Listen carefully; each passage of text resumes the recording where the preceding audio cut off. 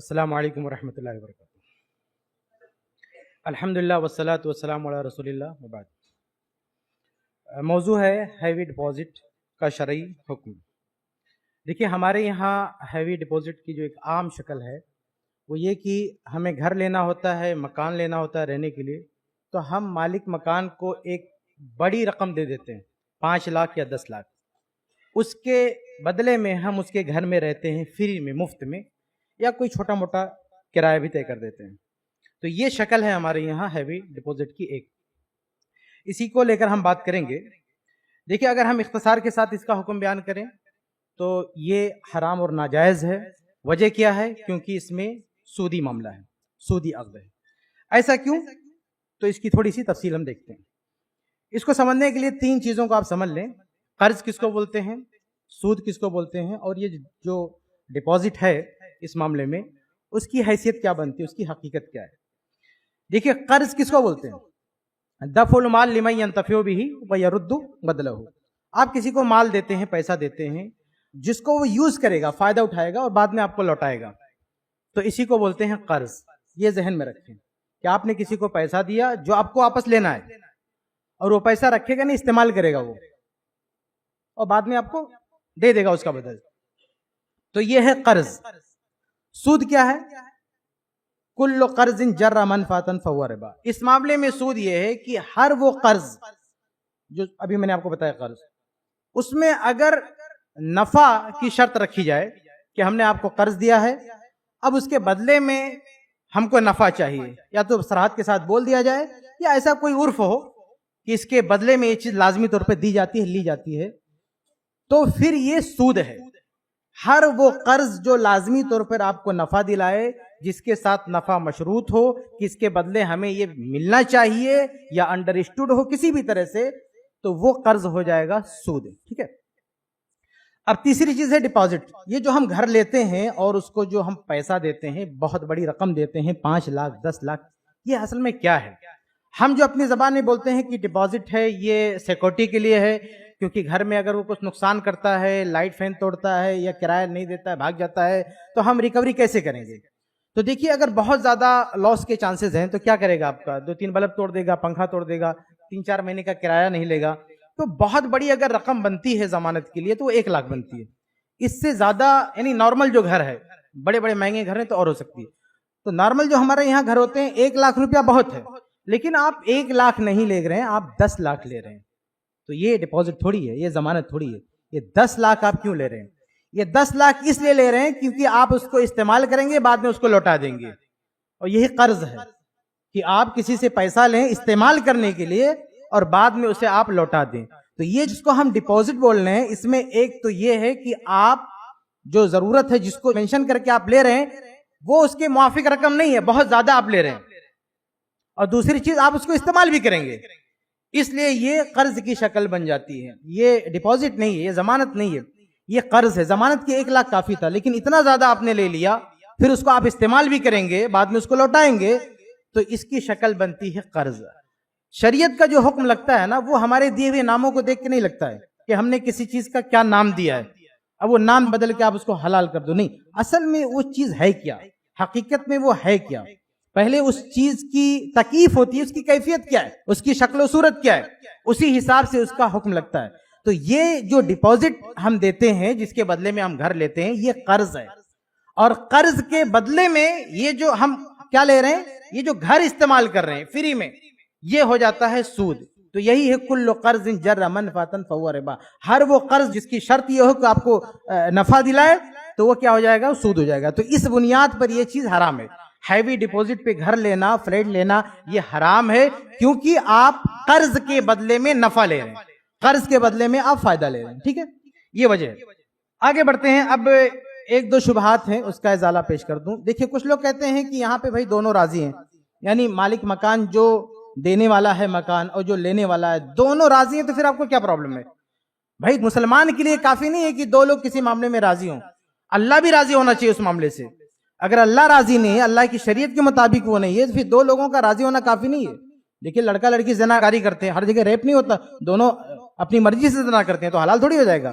یہ ٹھیک ہے، لڑکا بھی راضی ہے، لڑکی بھی راضی ہے، وہ تو سیکولر کوئی کورٹ ہے، وہ کہے گی ٹھیک ہے کوئی آبجیکشن نہیں کر سکتا، اس کا باپ بھی نہیں بول سکتا.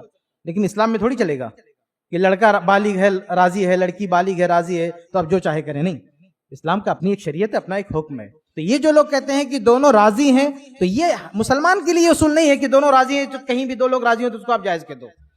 ایک دوسرا شبہ یہ پیش کیا تھا کہ بھئی اس میں تو دونوں کا فائدہ ہے، تو اب کیوں اس سے روک رہے ہو؟ تو دونوں کا فائدہ دیکھ کے کسی چیز کو حلال کہہ دینا یہ بھی مسلمان کا اصول نہیں ہے. شراب پینے میں بھی قرآن نے کہا کہ فائدہ ہے، اس کا مطلب نہیں کہ آپ اس کو حلال کر دو گے. تو بہت ساری چیزوں میں فائدے دکھتے ہیں، لیکن ہمیں صرف فائدہ دیکھ کے حلال نہیں سمجھ لینا ہے. ہمیں یہ دیکھنا ہے کہ اس میں اللہ کا حکم کیا ہے، اللہ کے رسول صلی اللہ علیہ وسلم کا حکم کیا ہے، شریعت کا حکم کیا ہے. تو یہ مسلمان کی بات نہیں ہو سکتی، مسلمان کی دلیل یہ نہیں ہو سکتی ہے کہ اس میں فائدہ ہے. مسلمان کی دلیل یہ کہ شریعت کیا کہتی ہے. مسلمان کو لاکھ فائدہ دکھے، اس کی عقل کے حساب سے وہ چیز لاکھ درست دکھے، لیکن اگر شریعت میں گنجائش نہیں ہے تو ایک مسلمان اس پہ عمل نہیں کر سکتا. اچھا آگے بڑھتے ہیں. یہ تو ان کے شبہات تھے نا جو اس کو حرام سمجھنے کے لیے تیار نہیں. اب آگے بڑھتے ہیں. کچھ لوگوں نے اس کو حرام سمجھا، لیکن حرام سمجھنے کے بعد اس کو حلال کرنے کے لیے کچھ ہیلے بہانے اختیار کیے. وہ بھی 2-3 چیزیں ہیں، میں آپ کے سامنے ذکر کرتا ہوں. یعنی بائی ڈیفالٹ سمجھ لیے کہ حرام ہے، لیکن اب کچھ کریکشن کر کے ادھر ادھر کر کے اس کو کسی طرح سے حلال کر لیتے ہیں. اس کو ہیلا بولتے ہیں، ہیلا. تو ایک ہیلا یہ ہے، کہتے ہیں کہ ہم کیا کرتے ہیں، جو گھر میں ہم رہ رہے ہیں نا اس کا ایک چھوٹا موٹا کرایہ طے کر دیتے ہیں. 1000 روپیہ کرایہ، یعنی 10,000 جو ہے اس کا عرف میں اس کا کرایہ چلتا ہے، تو ہم 1000 روپیہ کرایہ رکھ دیتے ہیں. کوئی مسئلہ نہیں، ہماری اس کی مرضی ہے، ہماری اسی پہ ڈیل ہوئی ہے. تو یہ بھی درست نہیں ہے. کیوں؟ کیونکہ اگر عرف میں ہمارے اس علاقے میں اس گھر کا کرایہ 10 گھر ہیں، سب کا کرایہ نارمل 10,000 ہے، تو آپ نے صرف 1,000 طے کیا ہے. تو جو آدمی فری میں رہ رہا ہے، ہیوی ڈپوزٹ پہ فری میں رہ رہا ہے، اور آپ 1,000 کرایہ دے رہے ہیں، دونوں میں فرق صرف اتنا ہے کہ وہ مکمل سود کھا رہا ہے. 10,000 وہاں پہ سود کا معاملہ ہے اور آپ کے یہاں بس یہ 9,000 کا. بس یعنی آپ نے تھوڑا سا ادا کر دیا بس. لیکن اس کا یہ مطلب نہیں ہے کہ آپ کے لیے وہ جائز ہو گیا، کیونکہ یہ جو کم پہ ڈیل ہو رہی ہے نا اس کی وجہ وہ قرض ہے. قرض کی وجہ سے کرایہ مالک مکان کم کر رہا ہے، ورنہ آپ کہیں اور کم کرا کے دیکھ لو، نہیں کم کرے گا کوئی. اس لیے یہ ہیلا نہیں چلے گا کہ تھوڑا موڑا کرایہ دے دو اور پھر وہ حلال ہو جائے گا. ایک دوسرا ہیلا یہ ہے، کچھ لوگوں نے کہا کہ مالک مکان اور کرایہ دار یہ ڈیل کرے کہ بھائی آپ کو ہم نے 10 لاکھ دیا، 10 لاکھ لے کے ہم کو 5 سال کے لیے بیچ دو.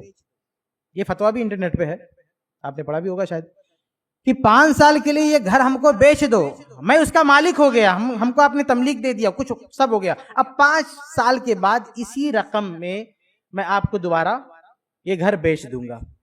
یہ بھی ایک طریقہ لوگوں نے نکالا ہے. تو یہ بھی درست نہیں. بھئی آپ نے اگر کسی کو سامان بیچ دیا، اس کا مالک ہو گیا، وہ آزاد ہے، چاہے جو کرے، بیچے یا نہ کرے، کسی اور کو بیچ دے یا اس میں رہے نہ بیچے، آپ کو دوبارہ آپ کو دے ہی نہ. تو یہ ہیلا بھی ٹھیک نہیں ہے. یہ تو وہی نا حلالہ والا مسئلہ ہو گیا جو 3 طلاق کے بعد حلالہ کرتے ہیں، کہ شادی کرا دیا اور کہا کہ بعد میں تم طلاق دے دینا. تو اس سے یہ شریعت نے اس نکاح کو معتبر نہیں مانا ہے کہ اس شرط کے ساتھ آپ کسی سے نکاح کریں کہ بعد میں طلاق دے دیں، بیوی ہم کو مل جائے. تو اس شرط کے ساتھ کسی کو بیچنا کہ یہ لے لو، آپ خرید لو، بعد میں واپس ہم کو بیچ دینا، تو یہ بھی ایک ہیلا ہے بس. ایک تیسرا ہیلا کچھ لوگوں نے یہ نکالا کہ بھائی یہ ہم نے جو ڈپازٹ دیا ہے وہ قرض ہے، ٹھیک ہے، لیکن قرض کی سیکورٹی کے لیے اسلام میں رہن کا ایک سسٹم ہے، رہن کا ایک نظام ہے کہ آپ سیکورٹی کے لیے رہن لے سکتے ہو. تو ہم نے اگر کسی کو 10 لاکھ روپیہ دیا ہے تو یہ جو مکان ہم لے رہے ہیں یہ رہن کے طور پر لے رہے ہیں، یہ سود کے طور پر نہیں لے رہے ہیں. ہمارا 10 لاکھ اس کے پاس رکھا ہے ضمانت کے طور پر، ہم یہ اس کا گھر لے رہے ہیں. یہ کچھ لوگوں کا ہیلا ہے. تو دیکھیے میرے بھائیوں کہ یہ رہن نہیں ہے مکان. کیوں؟ کئی وجہ ہے. پہلی وجہ یہ کہ رہن میں عام طور سے جو اماؤنٹ آپ قرض میں دیتے نا اس کے آس پاس کی قیمت کی چیز آپ اپنے پاس رکھتے ہیں. یہ رہن میں ہی ہوتا ہے. آپ نے 10 لاکھ دیا ہے تو 10 لاکھ کے آس پاس کی کوئی چیز ہوتی ہے جو آپ رکھتے ہیں. اب ہمارے یہاں کیا ہوتا ہے کہ آدمی 10 لاکھ دیا، 1 کروڑ کے روم میں رہ رہا ہے، 1 کروڑ کا فلیٹ ہے اس میں رہ رہا ہے. وہ یہ کیسے ہو سکتا ہے؟ اتنی بڑی مالیت کی چیز کیسے رکھی جاتی ہے؟ یہ نہیں رکھی جاتی. تھوڑا بہت آگے پیچھے ہوتا ہے، لیکن اتنا فرق ہو کہ 10 لاکھ دے کے آپ 1 کروڑ کی چیز رکھیں، ایسا رہن میں نہیں ہوتا. دوسری چیز یہ کہ رہن میں رکھنے کا مطلب کیا ہوتا ہے کہ اگر وہ قرض نہیں لوٹاتا ہے تو اس پر ہم قبضہ کر سکیں، اس کو ہم ضبط کر سکیں، تبھی وہ رہن ہوگا نا. لیکن یہ فلیٹ جس کو آپ کہہ رہے ہیں کہ اس کو ہم نے بطور رہن لیا ہے، اگر مالک مکان آپ کا 10 لاکھ نہیں لوٹاتا ہے آپ قبضہ کر پائیں گے؟ نہیں قبضہ کر پائیں گے. وہ تو دھکے مار کے بھگا دے گا آپ کو، کیونکہ آپ اس روم میں رہ رہے ہیں، اس کی جو ملکیت کے کاغذات ہیں، اس کا جو پروف ہے کہ کس کے نام ہے، وہ مالک مکان کے پاس ہے. وہ 10 آدمی لا کے کھڑا کر کے آپ کو مار کے بھگا دے گا، آپ کچھ نہیں کر پائیں گے. تو یہ کون سے رہن ہے بھائی جس کو آپ قبضہ ہی نہیں کر سکیں، جس کو آپ ضبط نہ کر سکیں، جس کو آپ اپنی دیے گئے پیسے کے بدلے میں اگر وہ پیسہ نہیں لوٹاتا ہے تو آپ اس کو اپنے قبضے میں نہ لے سکیں؟ تو یہ کیسا رہن ہے؟ تو آپ اس پر قبضہ کر ہی نہیں سکتے. اسی لیے دیکھیے بہت ساری جگہوں پہ جو حقیقت میں بطور رہن رکھتے ہیں نا، وہ فلیٹ یا بنگلہ نہیں رکھتے ہیں، اس کے کاغذات رکھتے ہیں.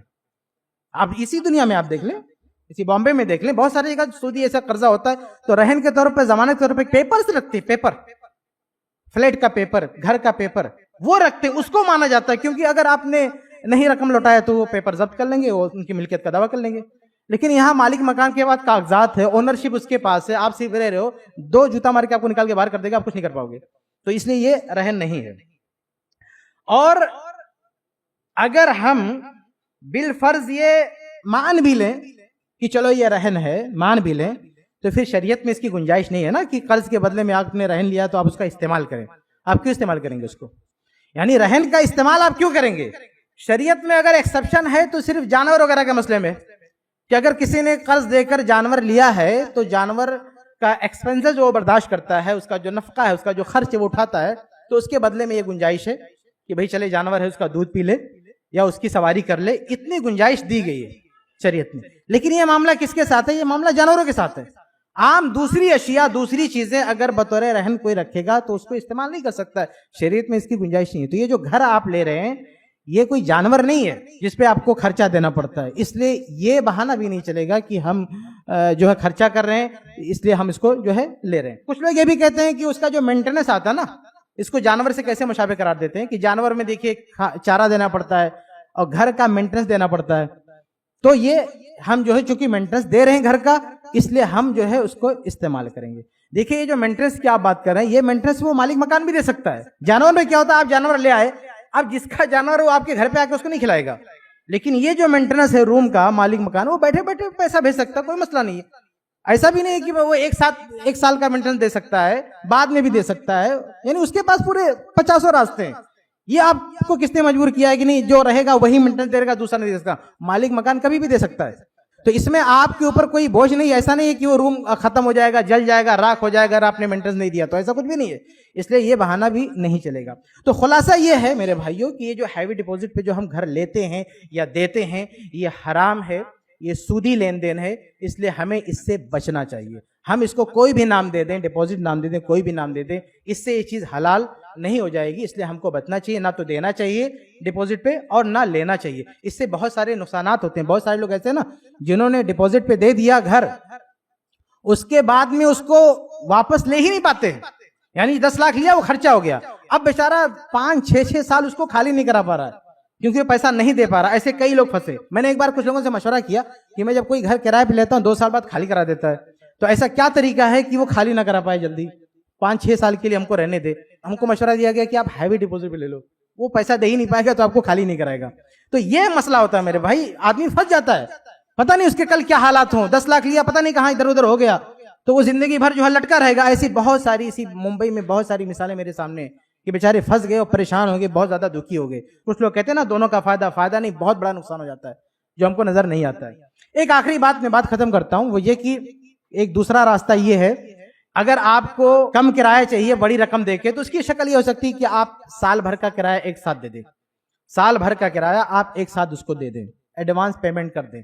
اب ایڈوانس پیمنٹ کرنے کے بعد وہ آپ کو واپس نہیں لینا، وہ قرض نہیں ہے، وہ اس کا ہو گیا، قیمت آپ اس کو دے رہے ہیں، کرایہ دے رہے ہیں.